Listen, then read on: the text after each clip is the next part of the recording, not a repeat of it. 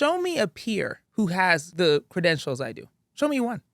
There are none. There are none. There are actually none. And if I were a white man, there would be statues built.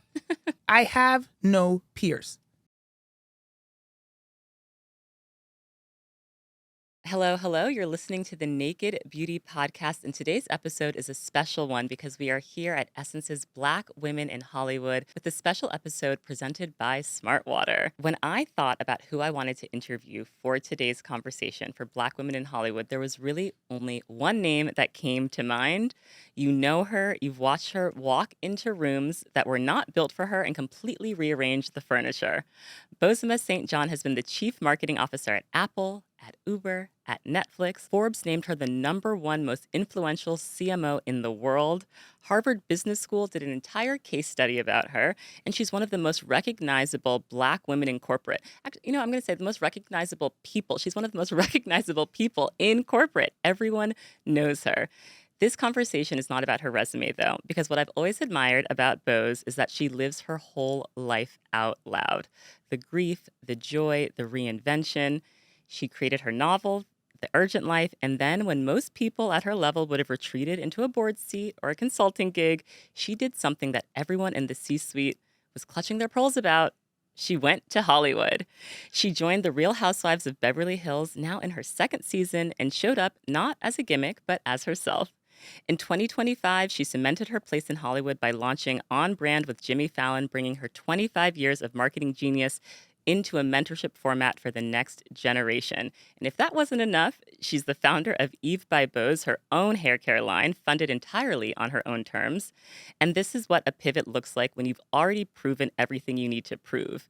It's not a retirement lap. This is a whole new race. Today's special episode of Naked Beauty is brought to you by Smartwater. It's pure, crisp, and it gives you a second to reset. Smartwater is vapor distilled with electrolytes added for taste. Simple, refreshing hydration that doesn't ask for attention, but makes a difference that you can feel. It's the kind of water you reach for when you want to feel clear, focused, and centered, wherever your day takes you. Even the can reflects that same clarity. Sleek, minimal, intentional design. Smartwater. Purity you taste, hydration you feel. Visit drinksmartwater.com to learn more. So, Boz, welcome to Naked Beauty. Oh my gosh, what an intro. Thank you. What a life. Oh, well, girl, yeah.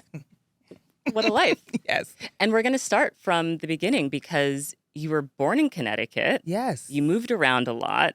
You were raised across Ghana, Kenya, DC, Colorado. Girl, yes, you know everything.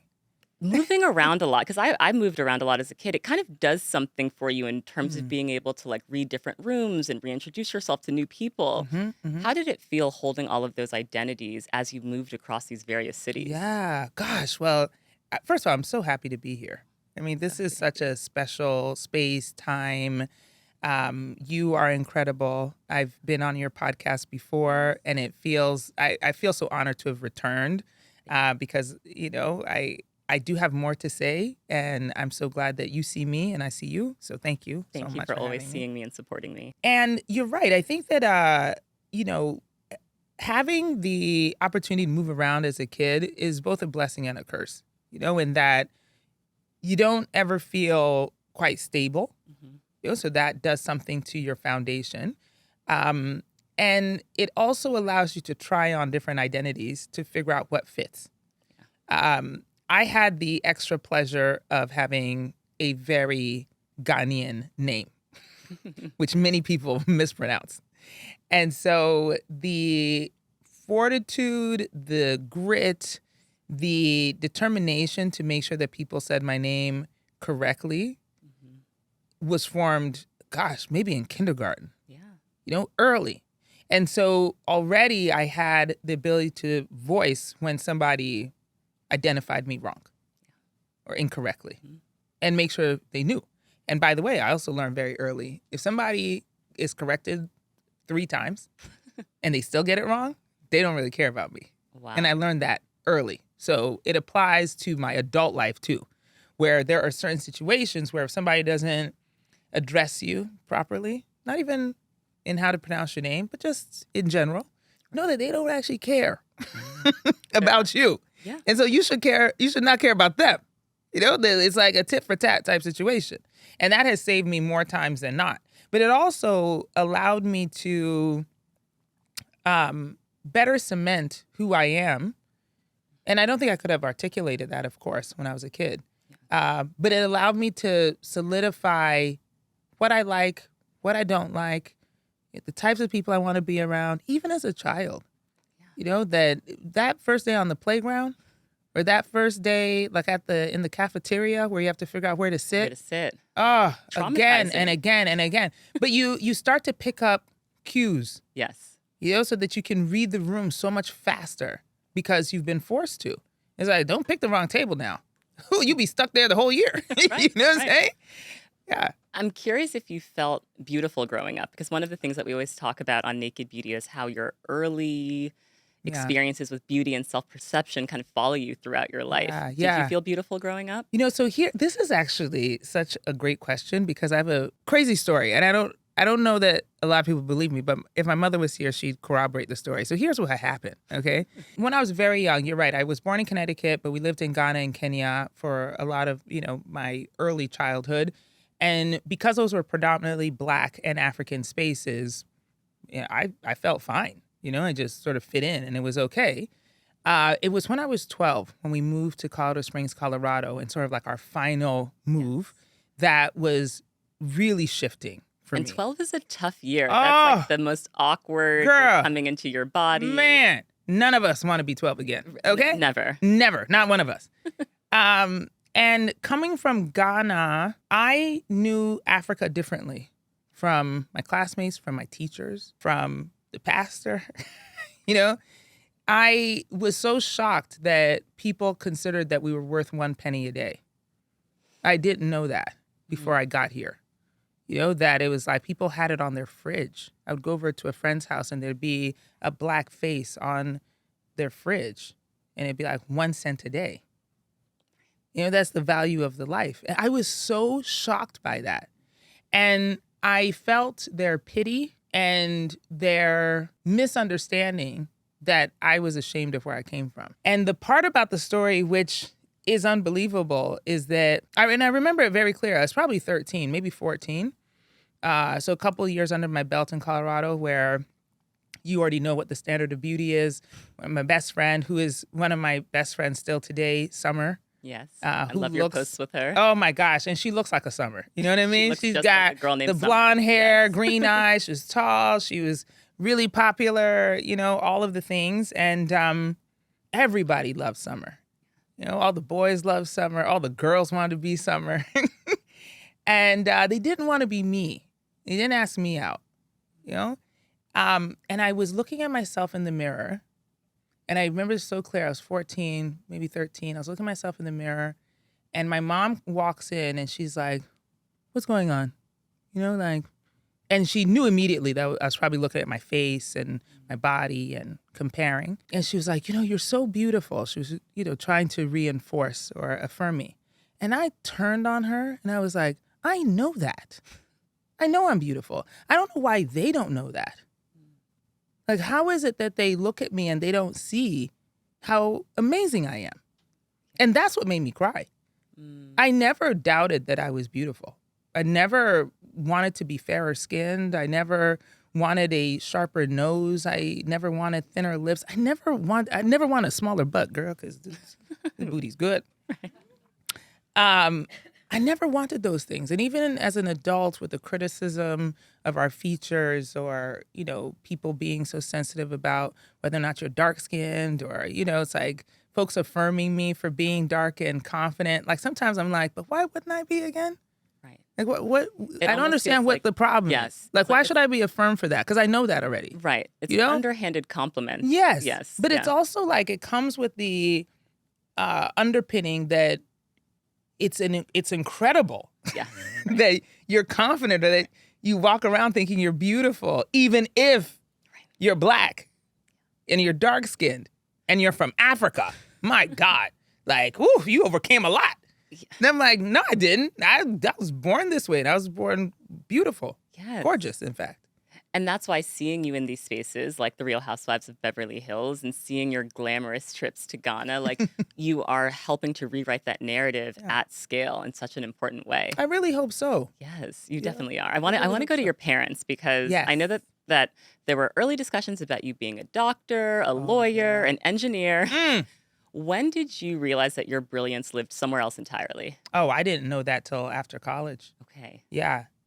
It's interesting because I have said this publicly before, but because my parents had such a high standard for us, and yes, being immigrant parents, I think sometimes that has even more pressure on children to be a doctor, a lawyer, engineer, something that they felt could be reliable, that couldn't be taken away from you.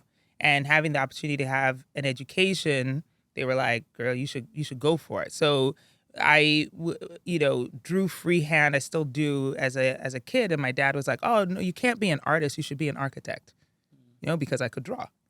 So it was that kind of mentality with which we grew up. And I didn't know where my ambitions started and where my father or my mother's ended.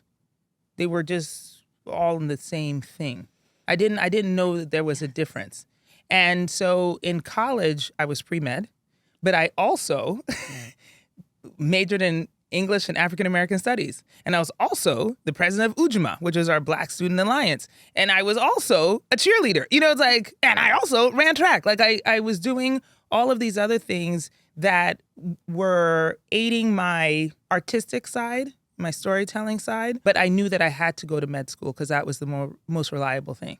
And so while studying for the MCAT, I moved to New York for a year to take a break, to study hard so I could score well, which my parents approved, until I said, you know what, actually, I think I want to go get a job and just see what else is going on. And they were appalled.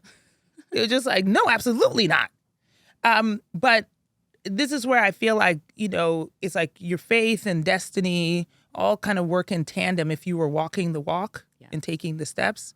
Because I did take that big leap, even though I was completely ignorant of what it meant. And when I got the job with Spike Lee, which was a total destiny moment because I was temping, there was no other job for me to have. And they called me into Spike's office because he had fired his assistant the day before. And he needed somebody to answer the phones. And I walked into his ad agency that he had only created about a year and a half before I got there. 40 Acres? Yeah, 40 Acres was a film company. Spike DDB was his ad agency. Yes. And so I walked into the ad agency. I'm answering the phones. It was just a world that I had no idea about. I didn't know was a career. It was just, I didn't know it existed. So I think if I had known it existed, maybe I would have followed that pursuit. But I had no clue. And so for me, it was like the sciences made sense. Math made sense.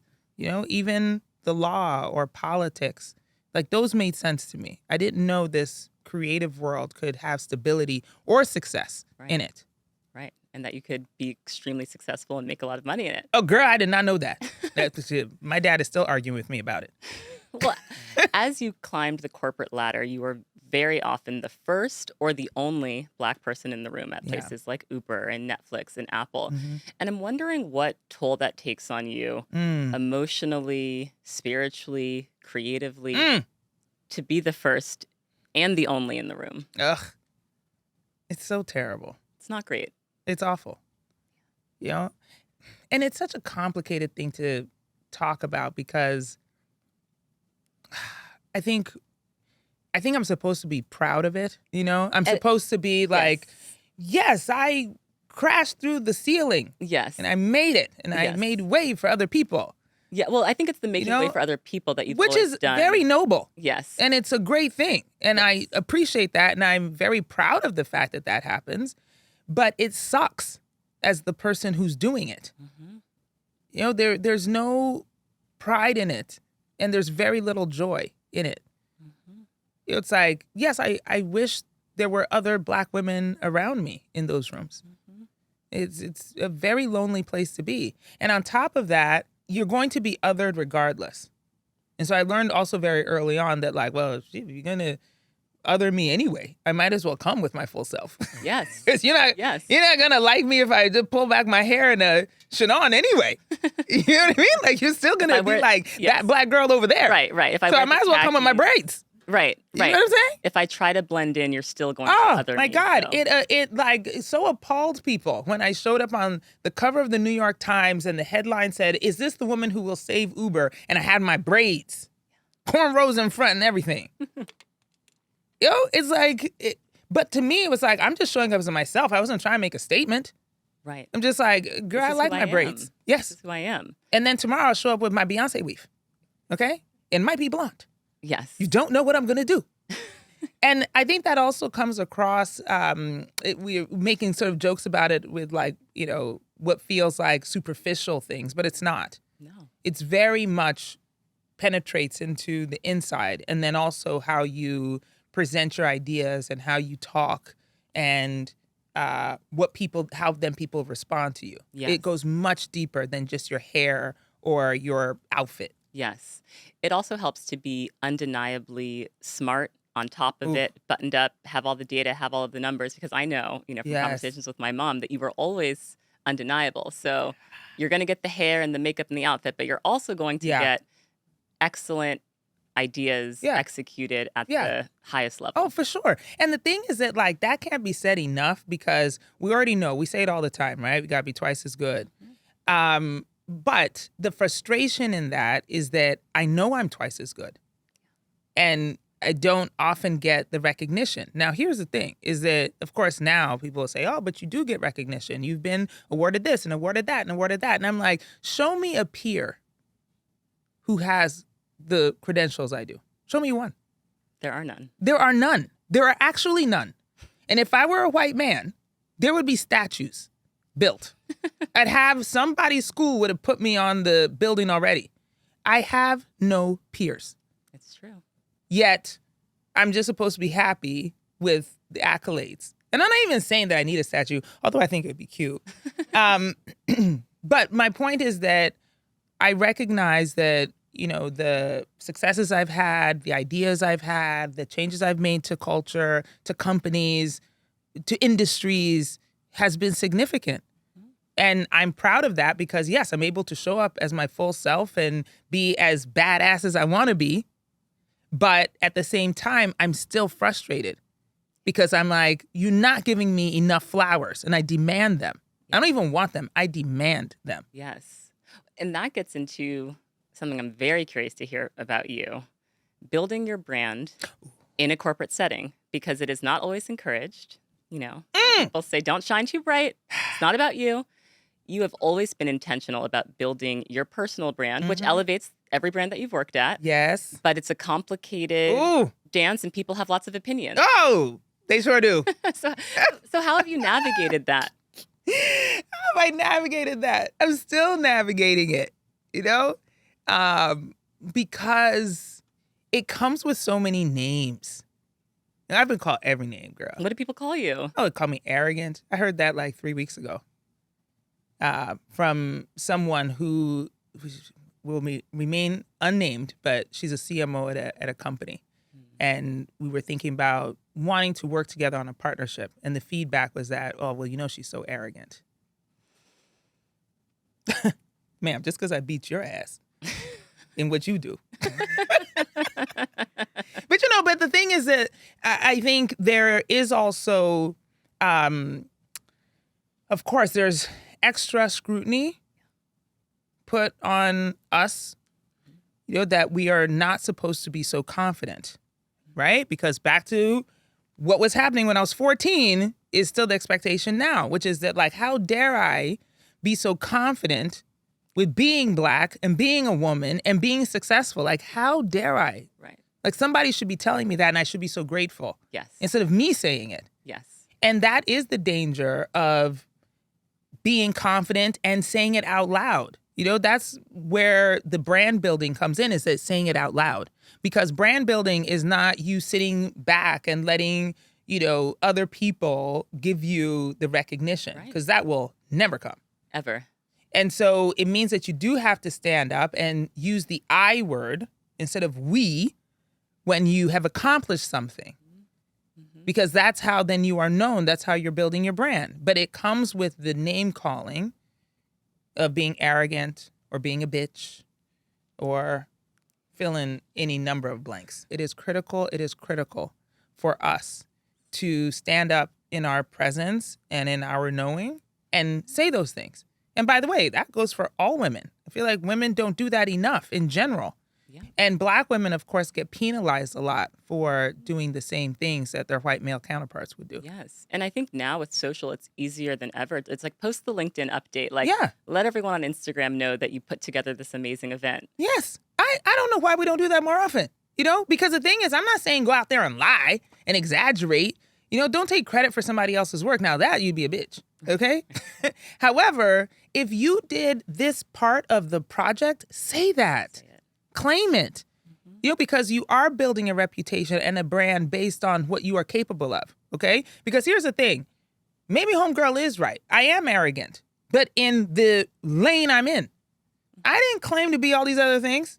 I don't claim to be everybody's CMO. I'm a CMO in this, though, and I'm really good at it. I am the best at it. And so to me, it's like, look, you have to build your brand based on what you are good at and what you're able to contribute. We're not going to make up other things, then put all kind of sauce on it. It's like you got to also be truthful and honest about what you're contributing. And then, stand very firmly in that. Absolutely. I want to talk about your Hollywood pivot. Yes. Because that jump from C-suite to Hollywood, like you said, you have no peers. I can't think of anyone else who's done that. So when Bravo came to you with Real Housewives of Beverly Hills, everyone in your circle... People had doubts. People said, maybe you shouldn't do it. Maybe. People said, definitely don't do it. Definitely don't do it. But you said yes anyway. Yes. What made it a yes for you? And this is also a very complicated answer because I do feel like it's a very individual choice, right? But I am very practiced in listening to myself and not taking outside counsel on whether I should do this or do that, right? I often talk about intuition and what that looks like for me. And it has guided me better than any external voice or anybody who's weighed scales with me on the pro and con lists or the 5-year plan. It has done a much better job for me of being like, yes, go here or no, don't go there. And the reason why I trust it so much is because the moments in time where I've trusted it have turned out better than other people anticipated. And you already know there are so many authors of success. Look at my resume and people will be like, oh, I knew she'd always make it.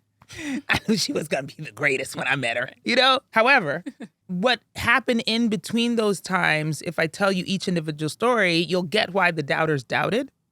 But then if I tell you, well, I just felt it and I knew it, it sounds improbable, yet it worked out.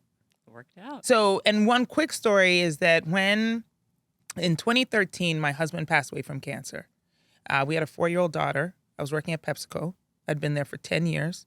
I put Beyonce on the halftime stage that year. I had Bruno Mars next after that, Katy Perry after that, Lady Gaga after that. An like all incredible built, run. Right? Yes. And my husband died, and 2 months into, maybe a month and a half into bereavement, I came back for my review. And my boss at the time told me that I wasn't hitting enough home runs. So I wouldn't be promoted and I wouldn't get a raise. Wow. And I went home and I cried my eyes out. If I hadn't cried enough already over the grief. And I knew, like, it was just the knowing. And I point to my gut because that's where my intuition is. But some people have the vibes all over. Some people it's like the Holy Spirit in their head. You know what I mean? Mine is right here. Yes. And I went home and I knew I had to leave. I knew the place was no longer safe for me. And I knew that my grief was too big to still be in New York. And so I got a call from somebody who knew Dr. Dre and Jimmy Iovine, and that they had Beats by Dre, which was successful. They were building Beats music off of it. And although the brand had been, up for maybe 2 months, they were looking for a head of marketing to come and turn the brand into something big. So they made me the offer and I took it. And it was 4 months after Peter had died. Wow. And everybody said I had lost my mind. People were like, wait, you have a 4-year-old daughter. You're going to take this new job. You're going to move across the country by yourself. Like, this is just grief talking. You should just sit down, give it a year. Just heal. Get some therapy. I'm like, bitch, I don't need therapy. I do need therapy. I still go to therapy, just FYI.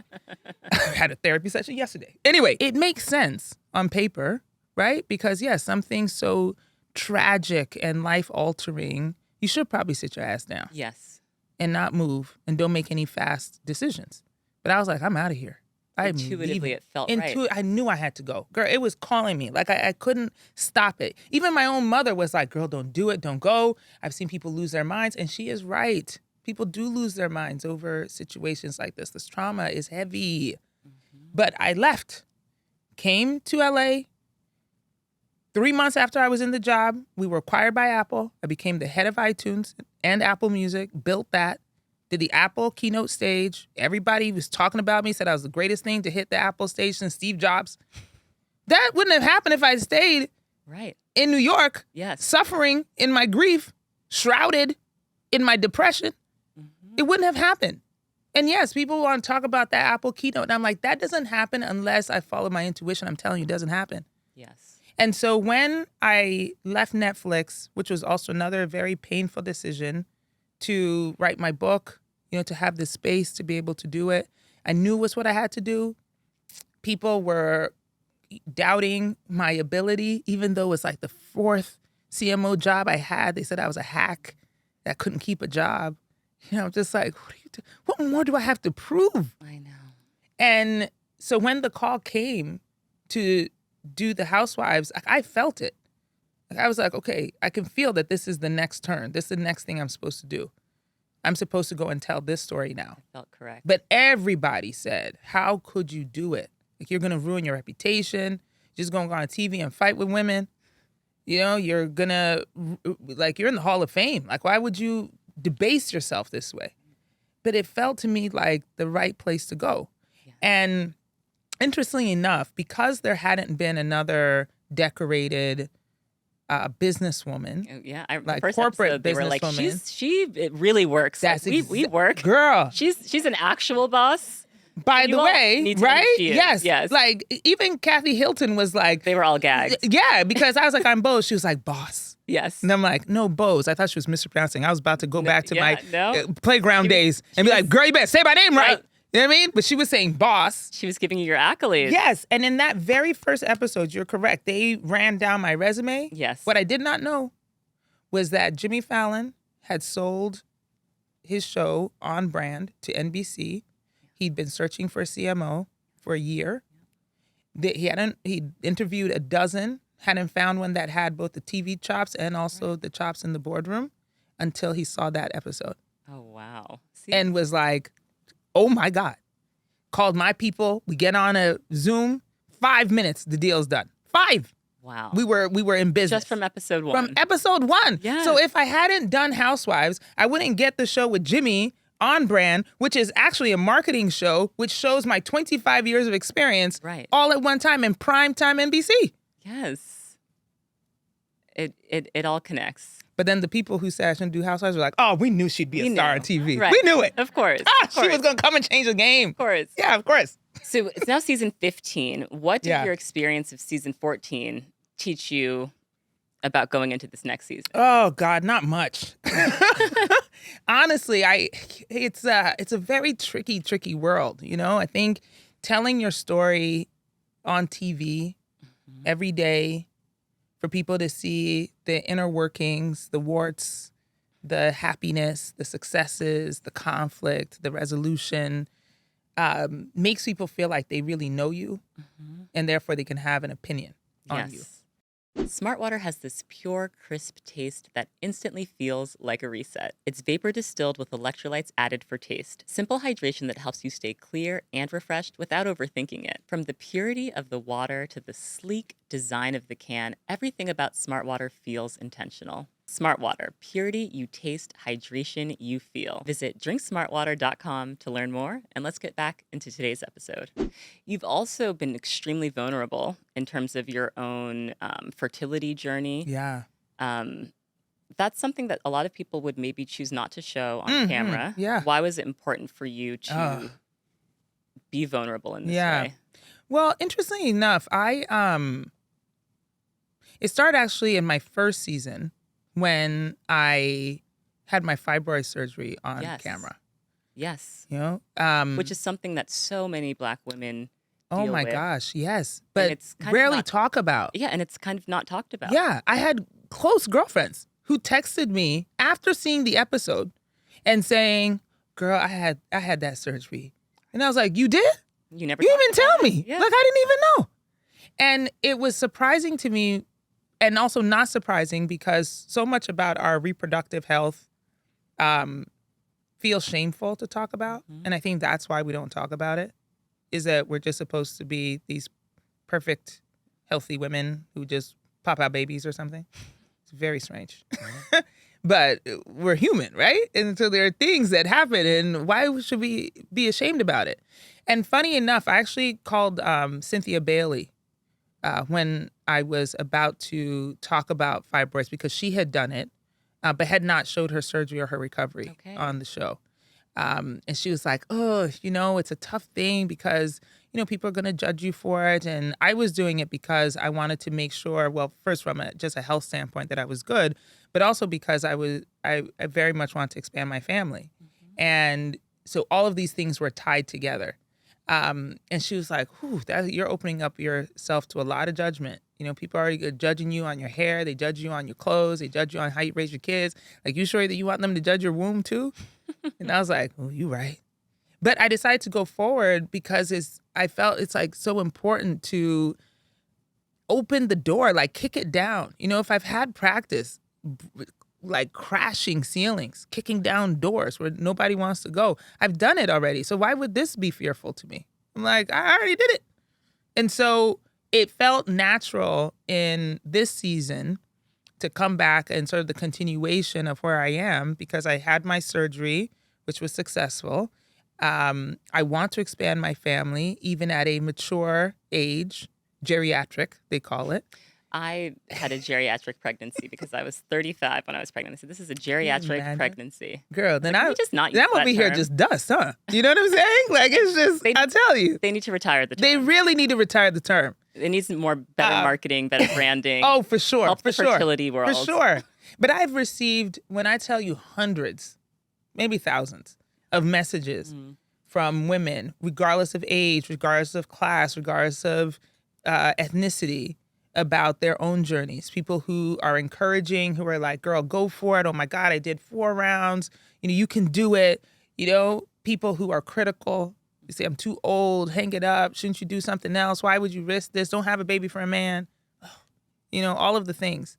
But at the same time, I go forward in telling the story because I do think it's important for us to cut out the shame of it.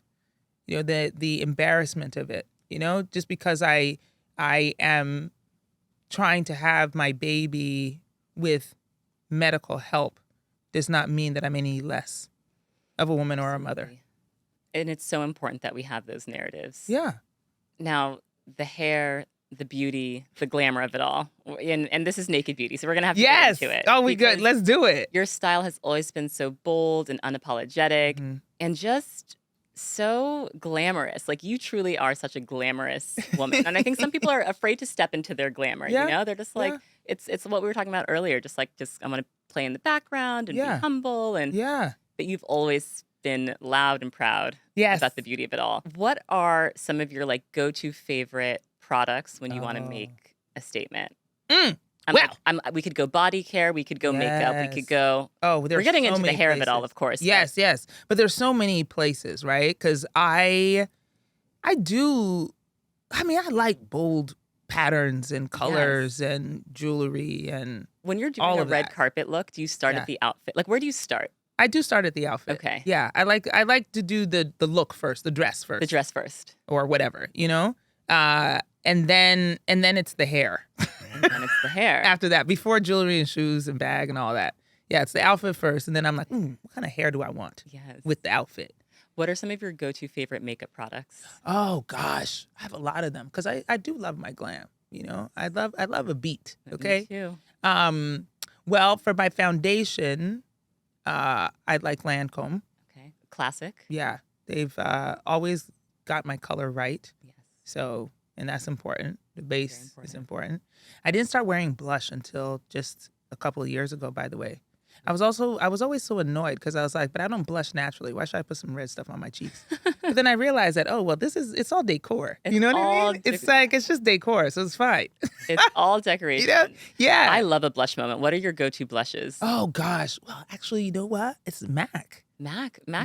has some hits. MAC has a some little hits. Mac raisin. Oh yeah, girl, yes. You know, because it needs to. I like a deeper Yes. blush, Yes. and so I want it to have some depth to it. I feel like MAC does a really good job.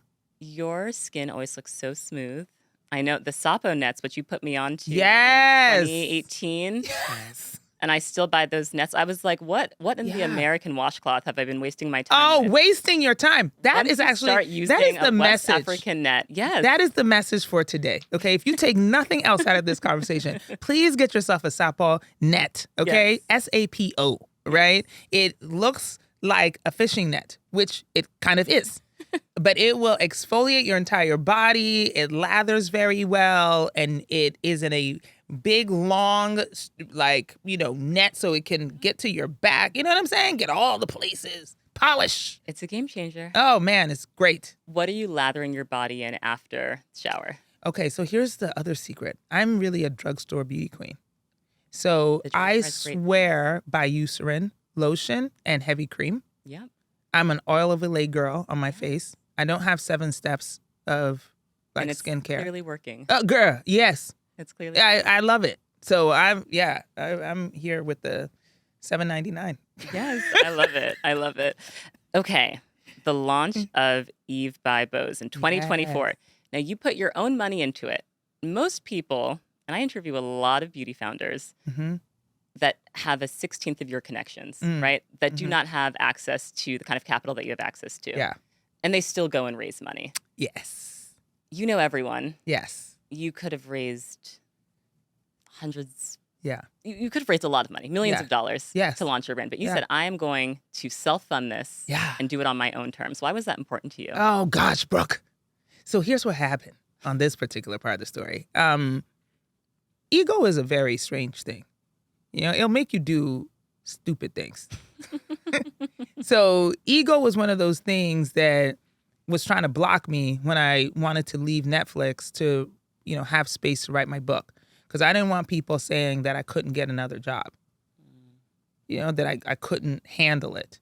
That somehow without the title of CMO, I'd be less than. If I'd listened to it, I certainly would have been sitting here talking to you about all of this now, right? None of the things that we've talked about in the last 20 minutes would have happened.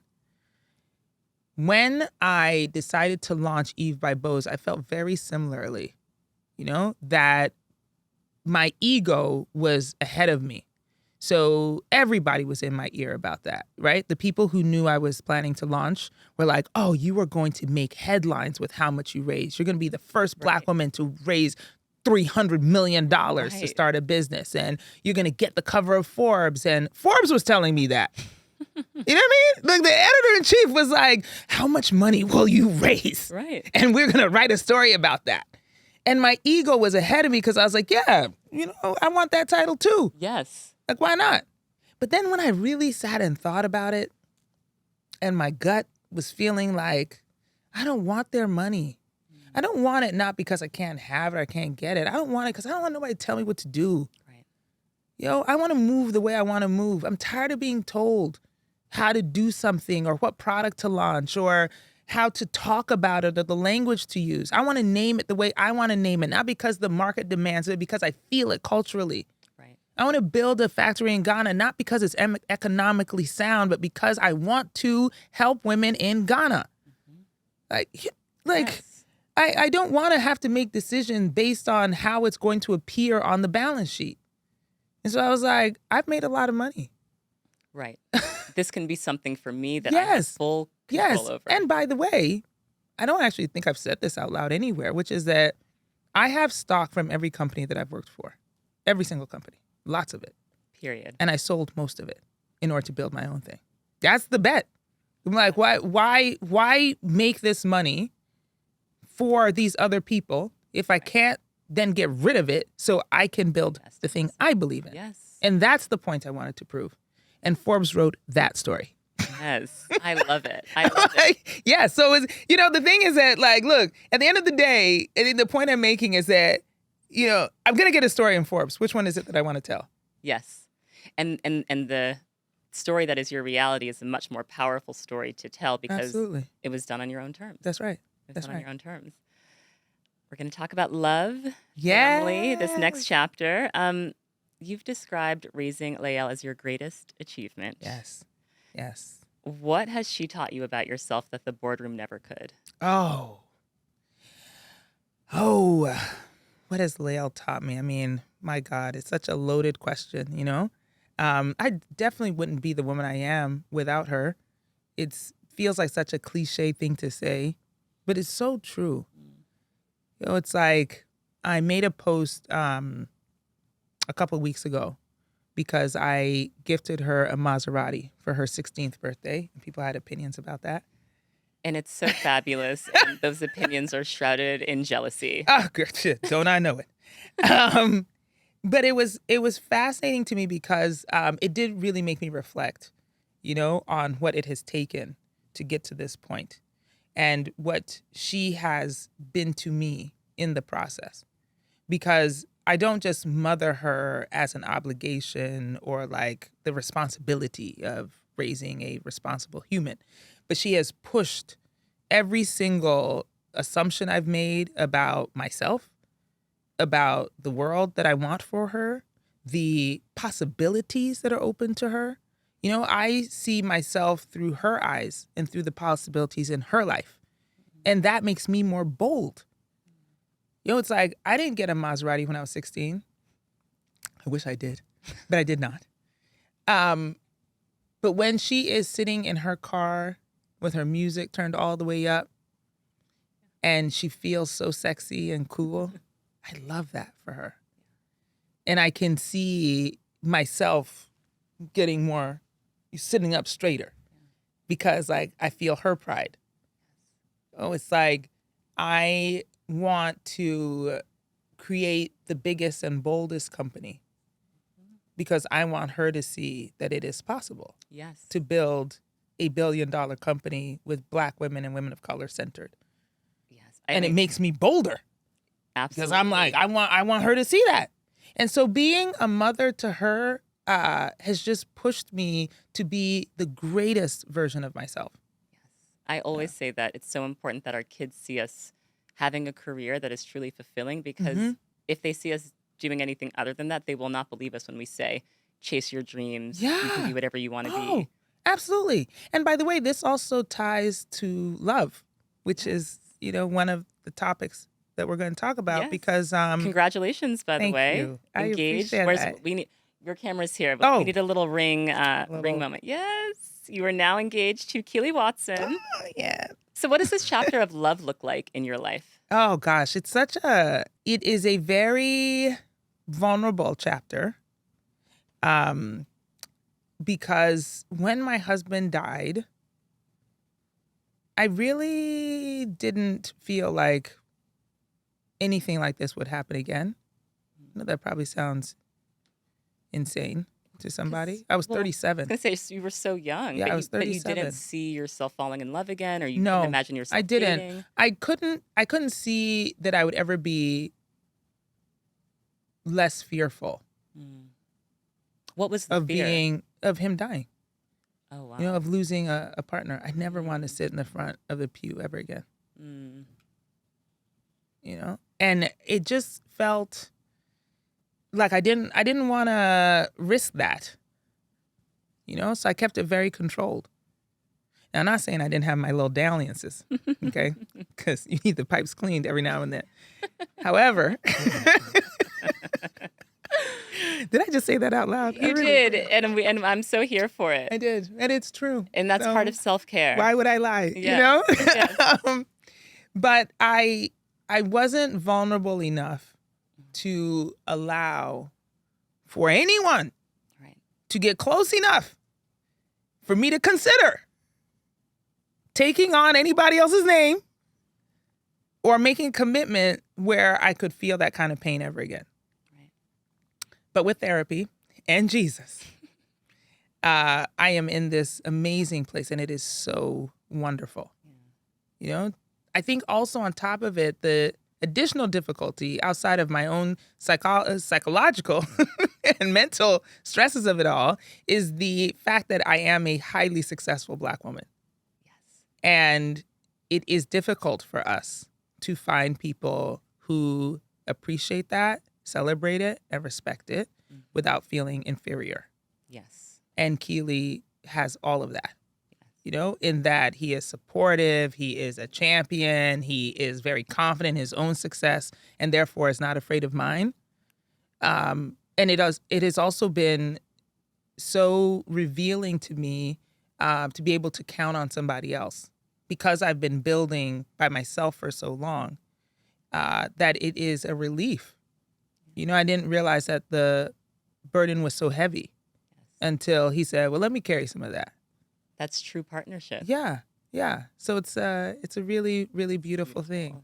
And it's also amazing to have Lael witness this, you know, that like you can be as vulnerable, even as a successful woman, in love, and that it is okay also to love again, even if your heart has been broken. You know, and so I'm really proud that she gets the front row seat at the age she's at, you know, to be able to experience this with me. It's so important to see. Yeah. I'm at my final two questions, which I could talk to you all I day. mean, we could. Is this not like just, I'm like taking in all of these gems. What's next? You've had to reinvent yourself multiple times. Mm-hmm. And not because you failed, just because you outgrew the container. Yes. Right? So Yes. you reinvented yourself. Yeah. How do you know when it's time to walk away from something that still looks good from the outside and step into whatever your next chapter is? Because I think for people listening to this and watching this, they may be at a crossroads where they're like, I know I want something more. I know that there's something bigger ahead of me, but they don't quite know how to get there. Yeah. Or walk away, right? Because walking away it's hard to do. Yeah, there's so many ways to answer this. And a lot of it will feel kind of like out there. I look out there. Because I really do believe that you have to jump.